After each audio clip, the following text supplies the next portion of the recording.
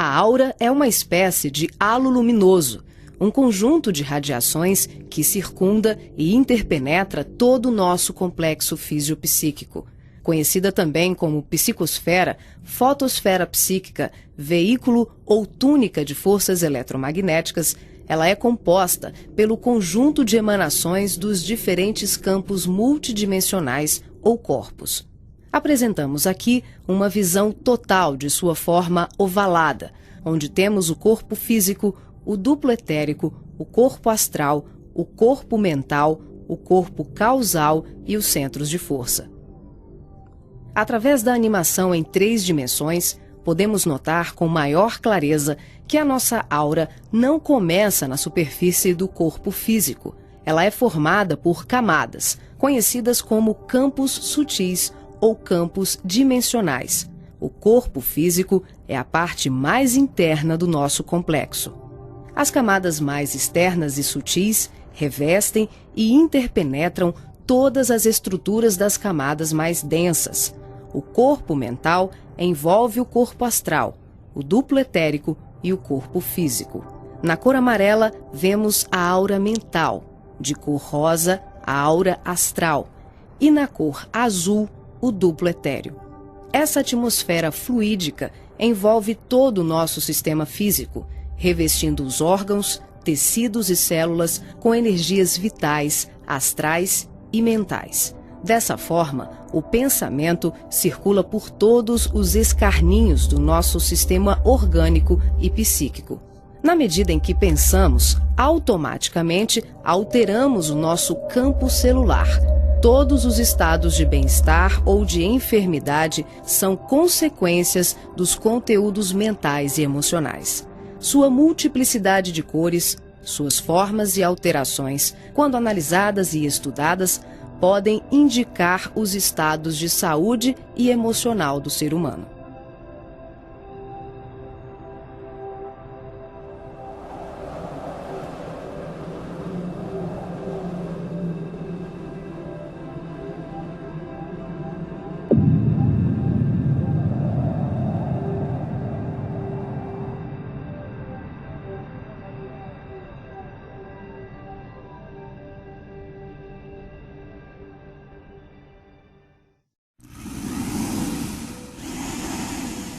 A palavra chakra vem do sânscrito e significa roda de luz, também conhecido como centros vitais, fulcros energéticos ou centros de força. Geralmente são visualizados por videntes e clarividentes como campos em forma de redemoinhos, com a aparência de uma flor, com pétalas irradiantes e coloridas. O nosso corpo é regido por esses centros, que vibram em sintonia uns com os outros, ao influxo do poder diretriz da mente, estabelecendo um veículo eletromagnético no qual o pensamento vibra em circuito fechado antes de exteriorizar-se. Cada célula do nosso corpo pode ser considerada um motor elétrico ou diminuto centro vital.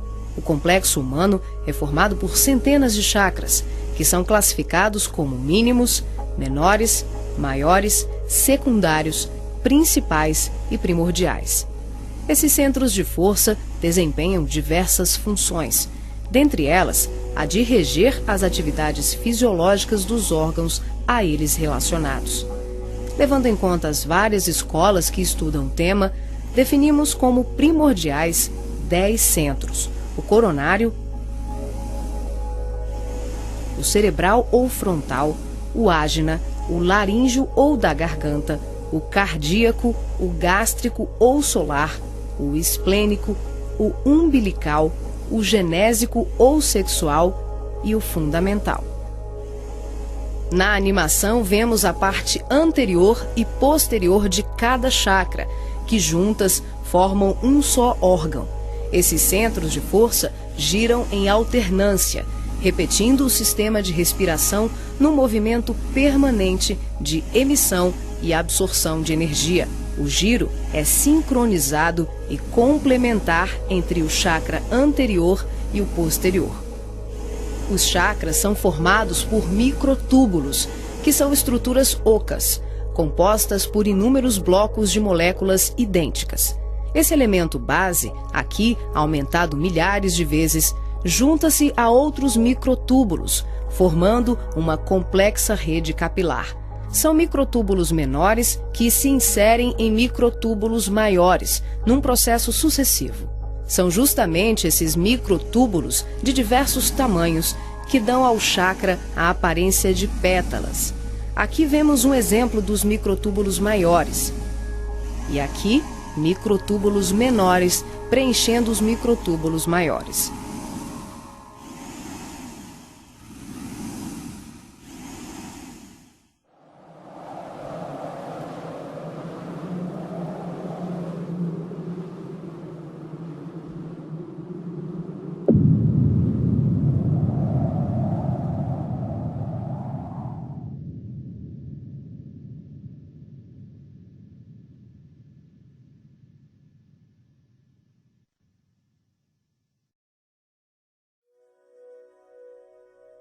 Assim como os chakras, a aura também é formada por microtúbulos, que podem ser vistos com maior precisão no duplo etérico. Os microtúbulos se afunilam, ficam cada vez menores e penetram os poros das membranas celulares. Como os citoplasmas das células é constituído em grande parte por água, que é uma das substâncias mais suscetíveis à magnetização, podemos concluir que o nosso bem-estar ou os nossos males físicos são frutos da nossa forma de ser e pensar. É assim que as vibrações positivas ou negativas geram saúde ou doença em nossas vidas. Tudo é resultado da direção e da qualidade que damos às nossas correntes mentais. Nessa animação, vemos através da aura e dos corpos. Os chakras estão ampliados e representados como lunetas se expandindo. Podemos observar o sincronismo das camadas mais externas com as mais internas. Temos os campos ligados ao corpo mental em amarelo, ao corpo astral em rosa e ao duplo etéreo em azul. Os centros de força das camadas superiores envolvem completamente os centros das camadas mais densas. Cada parte da luneta está contida na outra. Os microtúbulos maiores são preenchidos pelos menores.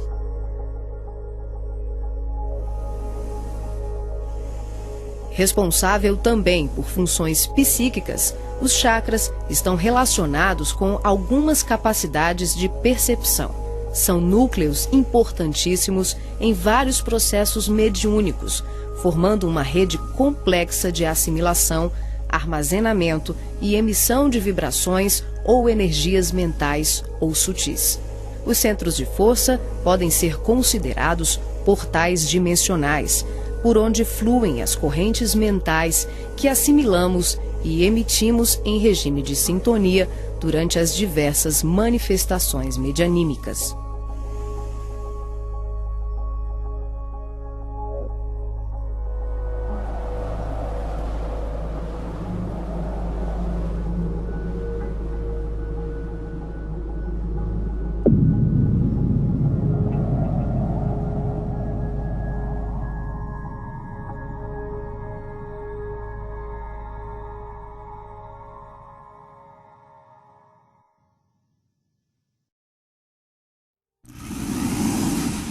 Vemos agora os chakras relacionados aos seus respectivos órgãos.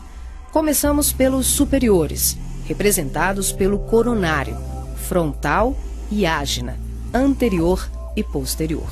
Podemos observar o giro em movimentos de alternância, num ciclo permanente de emissão e absorção de energia. Vemos também a sincronia entre os anteriores e os posteriores. O coronário é o centro da sabedoria. Tem responsabilidade direta sobre as funções psicológicas, cerebrais e espirituais. Alimenta as células do pensamento e é o provedor de todos os recursos eletromagnéticos indispensáveis à estabilidade orgânica. É o centro de mais alta frequência.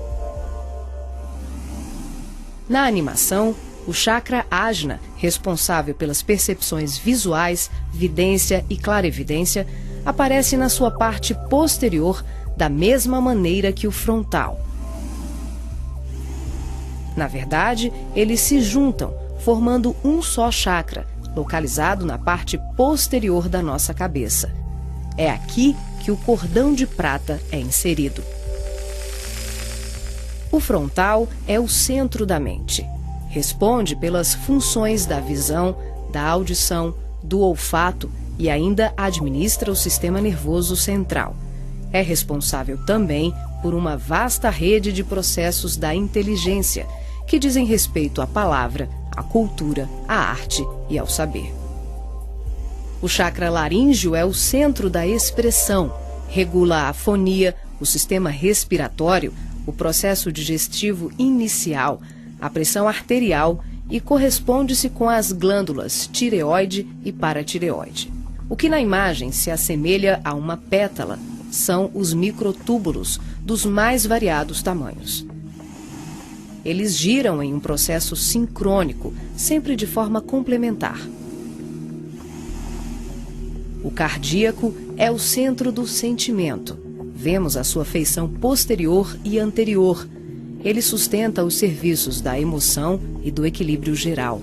É o responsável pelas energias de todo o aparelho circulatório e se relaciona com o sistema nervoso parasimpático.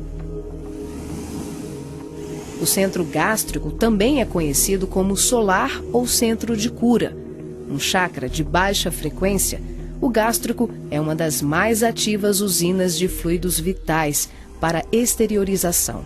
É responsável pelos processos digestivos e grande parte do metabolismo, atuando vigorosamente sobre o estômago e órgãos envolvidos na digestão.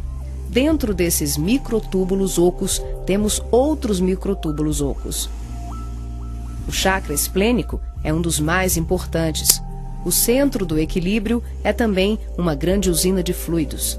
Ele regula a distribuição e a circulação adequada dos recursos vitais em nosso corpo. A feição de pétalas que vemos nessa animação é por conta dos microtúbulos maiores. O umbilical completa as funções do gástrico e do esplênico. Na sua parte posterior, ele é menor. Nós ampliamos para demonstrar de forma clara como esses chakras se interagem. O genésico, conhecido também como chakra sexual, é o centro das formas e elevação. Exerce grande importância nos processos genésicos. Elabora densos campos fluídicos que, quando bem canalizados, podem propiciar vigorosos potenciais energéticos no campo do amor e da criatividade. O chakra fundamental trabalha como se fosse o posterior do coronário. Ele está na base inferior da coluna vertebral, na região do períneo, entre o ânus e os órgãos genitais. Forma, junto com o genésico e o básico, uma tríade, tão importante como o coronário, o frontal e o ágina. Integrado ao genésico, esse centro trabalha principalmente na captação de energias vindas da Terra, oriundas dos raios gama, da água e dos metais.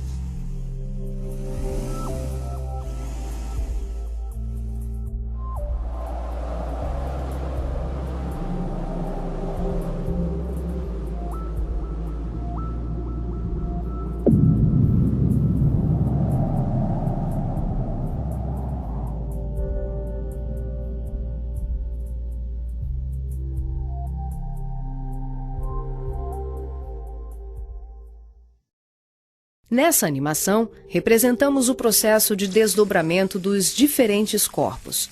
Vemos aqui a projeção ou saída dos corpos sutis do homem. O corpo físico permanece. O duplo etérico, o corpo astral e o corpo mental se exteriorizam. Os fios coloridos dão enfoque ao funcionamento dos cordões fluídicos, que são os responsáveis pela interação entre os corpos. Para ressaltar os fluxos mental, emocional e vital, subdividimos o cordão de prata, que assimila todos os fluxos, em 3.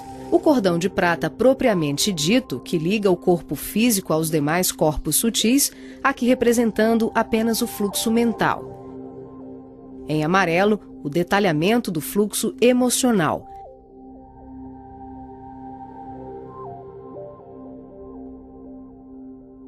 E na cor rosa, o fluxo vital.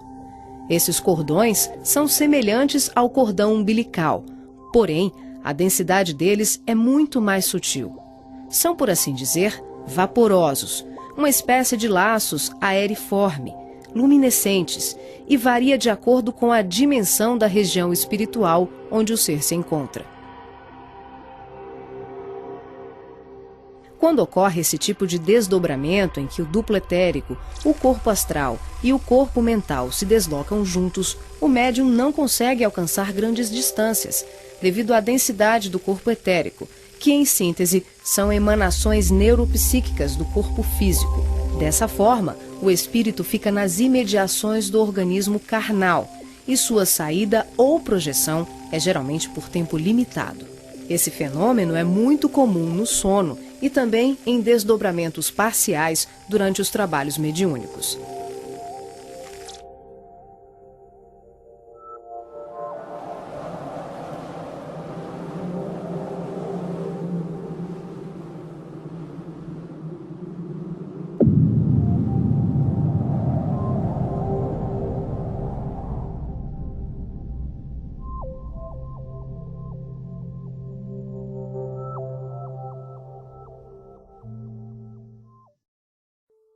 Nesse exemplo de desdobramento, a projeção se inicia com a exteriorização dos 3 corpos sutis, o duplo etérico, o corpo astral e o corpo mental. Em seguida, o passivo devolve ao corpo físico os eflúvios vitais, conhecidos em seu conjunto como duplo etérico, que tem como uma de suas funções assegurar o equilíbrio entre a alma e o corpo de carne, garantindo o calor indispensável à colmeia celular.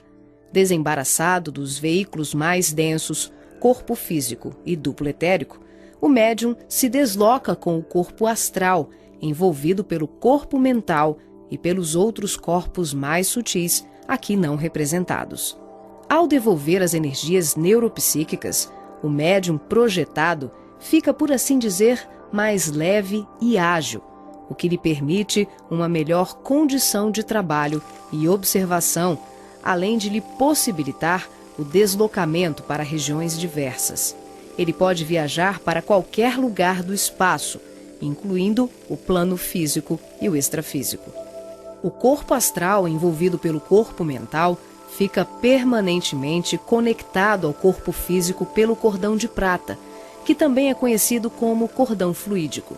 Trata-se de um laço, um feixe energético extremamente flexível e expansível, que é formado de microtúbulos, a exemplo dos chakras, e mantém um fluxo energético bidirecional entre os corpos densos e sutis.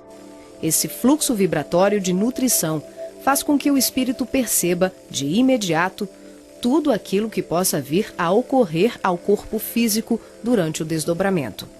Na volta, podemos observar como ocorre a reentrada dos corpos mais sutis, na conjugação com o corpo físico e etérico.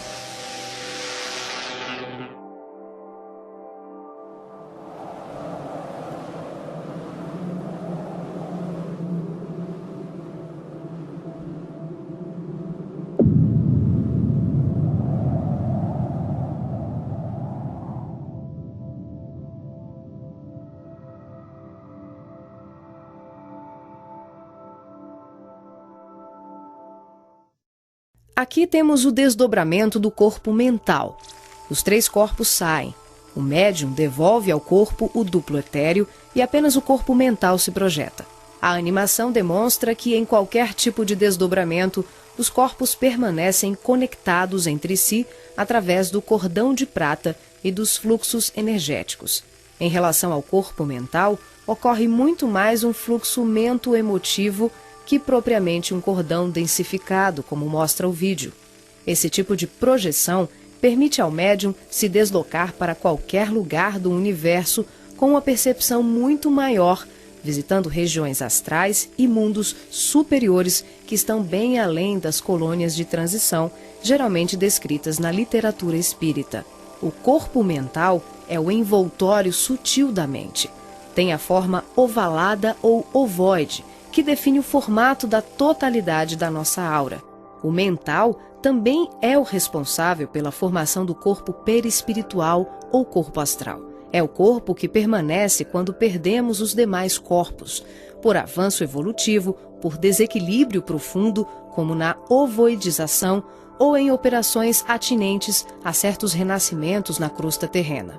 É por essa razão que os espíritos que perderam os corpos mais densos, corpo físico, duplo etérico e corpo astral, por monodeísmo, permanecendo envolvidos apenas pela túnica mental, são chamados de ovoides ou esféricos.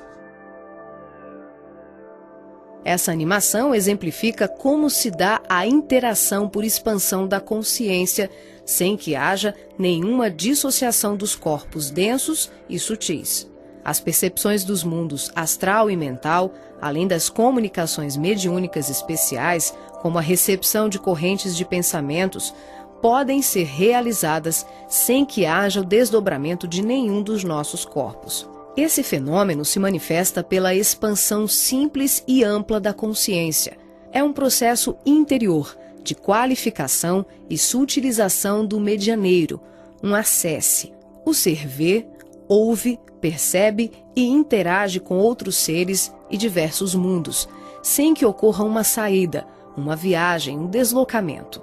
O espírito pode estar em vários locais ao mesmo tempo e perceber, tomar conhecimento de tudo o que o cerca e tudo o que o envolve a grandes distâncias. É o todo em cada parte, é cada ponto contendo o todo.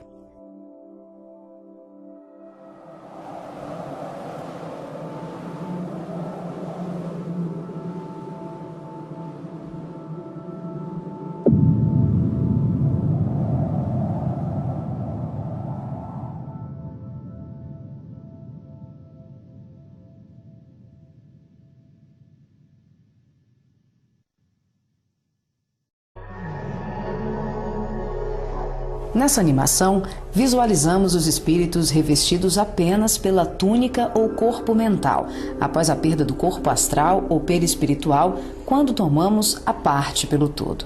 São denominados pelo espírito André Luiz de esferoides ou ovoides, tristes mentes humanas sem apetrechos de manifestação, verdadeiros fetos ou amebas mentais, que são utilizados por mentes criminosas e perversas em processos obsessivos, tecnicamente organizados, tanto em relação aos desencarnados como encarnados. Geralmente se apresentam em forma ovalada, da dimensão de um crânio humano de aspecto gelatinoso, com características amorfas e colorações que variam de um acinzentado escuro ao negro e ao avermelhado. A perda do corpo astral ou ovoidização são atinentes a vários processos, que vão da reencarnação à sublimação do espírito. Aqui, focalizamos o sentido inferior dessa ocorrência, quando a personalidade desencarnada continua no além-túmulo, o cultivo das ideias de ódio, vingança, autodestruição, culpa, egoísmo, apego vicioso, gerando uma fixação monodeística, que é a tendência da consciência de fixar o pensamento em uma só ideia, provocando alterações fisiológicas e anatômicas no veículo perispiritual. As partículas mentais circulam em circuito fechado pelo campo da aura e são absorvidas pelos chakras, provocando a assimilação de forças degradantes pelas células perispirituais, que passam a operar em regime de desequilíbrio, até que pela repetição incessante e de longo curso de tal mecanismo, o ser gasta, por assim dizer, o seu corpo astral ou perispiritual, ficando revestido apenas pelo corpo mental.